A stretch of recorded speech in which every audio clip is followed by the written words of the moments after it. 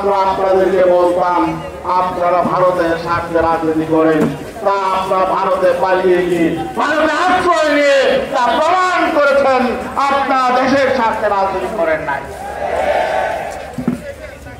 এখন আমাদের সামনে নতুন বাংলাদেশ বিনির্মাণের যে সুযোগ তৈরি হয়েছে, এই সুযোগ আমাদের কাজে লাগাতে হবে।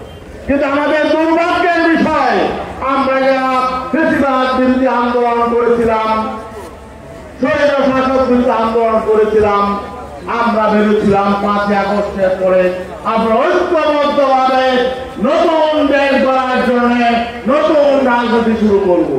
কিন্তু আমরা কি দেখলাম, 5ই আগস্টের পরে তারা স্বৈরাচার বিরোধী আন্দোলনের বিভিন্ন ত্যাগ কুরবানি দিয়েছে, সেই সমস্ত রাজনৈতিক দলগুলোর মধ্যে বিভক্তি তৈরি হয়ে গেছে।